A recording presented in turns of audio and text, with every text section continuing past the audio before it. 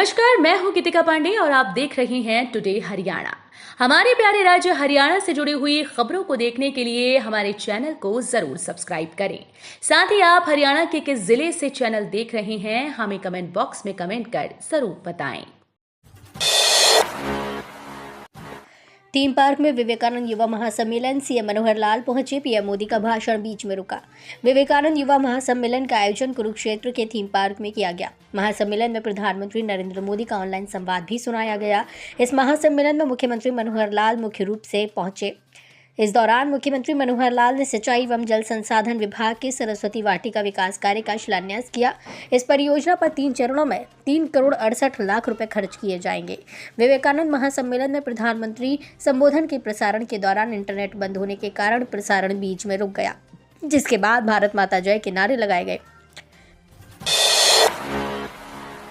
Bishnoi OBC आरक्षण पर active हुए कुलदीप शाह से दिल्ली में मुलाकात की। हरियाणा में हिसार, फतेहाबाद, राजस्थान के 6-7 जिलों में असर।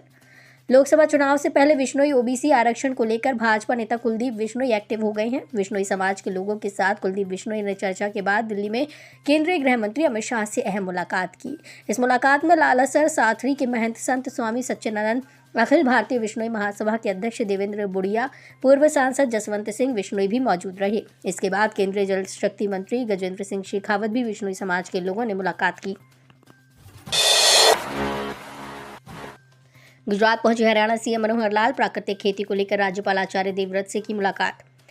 हरियाणा के मुख्यमंत्री मनोहर लाल ने अपने गुजरात दौरे के दौरान वहां के राज्यपाल आचार्य देवव्रत से मुलाकात की। आचार्य देवव्रत मूल रूप से पानीपत जिले के समालखा के रहने वाले हैं तथा गुरुकुल कुरुक्षेत्र के संरक्षक भी हैं। किसानों को प्राकृतिक खेती की तरफ मोड़ने के लिए आचार्य देवव्रत निरंतर कार्य कर रहे हैं। आचार्य के प्रयासों की ही देन है कि प्रधानमंत्री नरेंद्र मोदी प्राकृतिक खेती को प्रोत्साहित करने के साथ ही इसके लिए बजट में प्रावधान करा चुके हैं।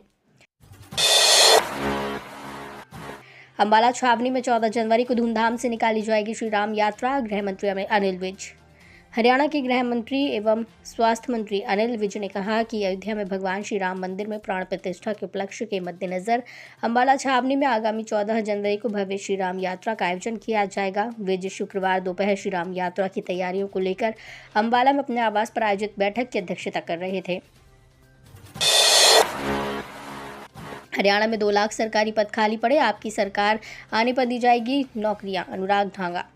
आम आदमी पार्टी के सीनियर वाइस प्रेसिडेंट अनुराग ढांडा ने हरियाणा में बढ़ती बेरोजगारी को लेकर खट्टर सरकार पर निशाना साधा। उन्होंने कहा कि हरियाणा में एक भी भर्ती सही से नहीं हो पा रही है।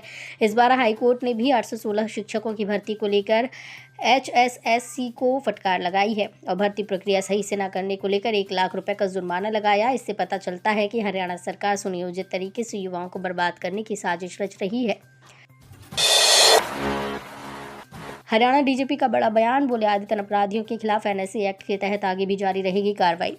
हरियाणा पुलिस ने राष्ट्रीय सुरक्षा अधिनियम NSA 1980 के तहत आदतन अपराधियों के खिलाफ कार्रवाई शुरू कर दी है। ऐसे आदतन अपराधी जो समाज के लिए खतरा हो सकते हैं तथा कानून व्यवस्था बनाए रखने में बाधा उत्पन्न कर सकते हैं के खिलाफ NSA एक्ट के तहत कार्रवाई करते हुए उन्हें जेल भेजा जाएगा। पटवारियों और कानूनगों ने 2 दिन की और बढ़ाई हड़ताल, 15 से 16 जनवरी को भी देंगे धरना।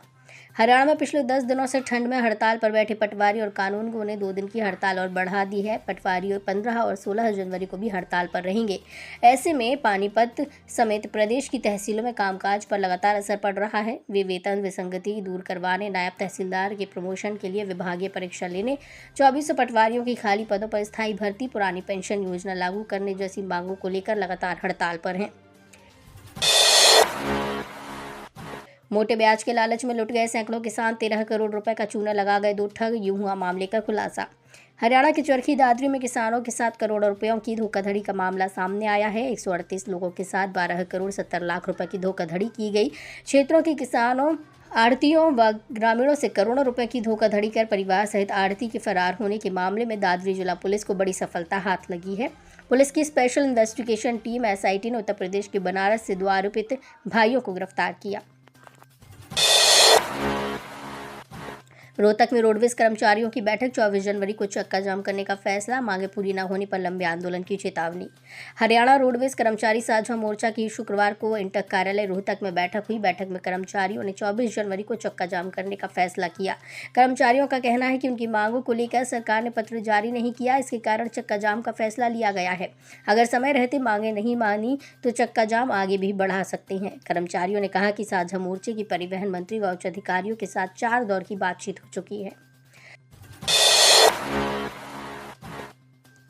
हरियाणवियों को नौकरियों से वंचित करना है बीजेपी जेजेपी की नीति, हुड्डा।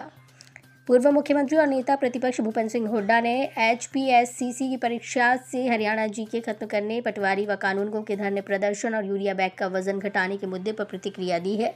हुड्डा ने आज पार्टी में 2 दर्जन से ज़्यादा नेताओं की ज्वाइनिंग के मौके पर बोल रहे थे। इस मौके पर उन्होंने HPSC द्वारा सहायक पर्यावरण अभियंता भर्ती को लेकर जारी सिलेबस पर टिप्पणी की।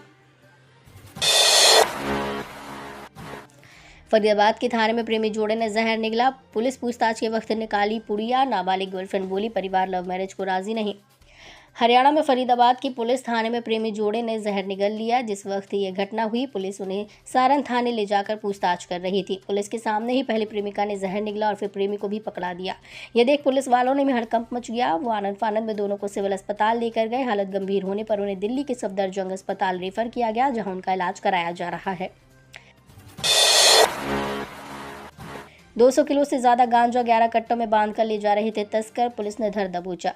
नशा तस्करों के खिलाफ छेड़े गए विशेष अभियान में झज्जर जिला पुलिस को बड़ी कामयाबी मिली है। बहादुरगढ़ CIA 2 की टीम ने 2 नशा तस्करों को दबोचकर उनके कब्जे से 202 किलोग्राम से अधिक नशीला पदार्थ गांजा बरामद किया। पकड़े गए आरोपित प्रवीण व शमशेर दोनों ही सोनीपत जिले के गांव भैंसवाल के रहने वाले हैं।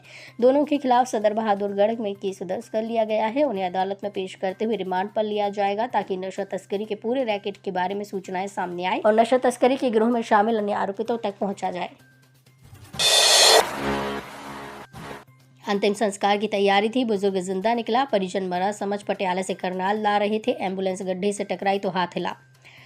हरियाणा में करनाल के 80 साल के जिस बुजुर्ग को परिजन मरा समझकर अंतिम संस्कार की तैयारी कर रहे थे, उसकी अचानक सांस चलने लगी। अंतिम संस्कार के लिए रोते बिलखते आ रहे परिजन भी ये जानकर हैरान रह गए।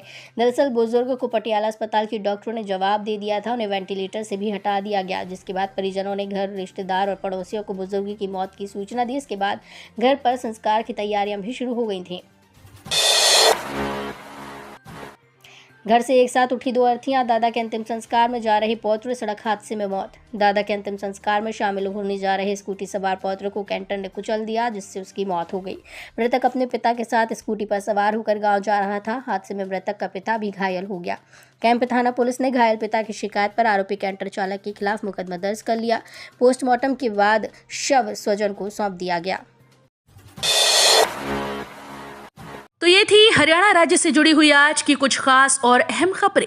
इसी तरह की लेटेस्ट अपडेट देखने के लिए टुडे हरियाणा को जरूर सब्सक्राइब करें।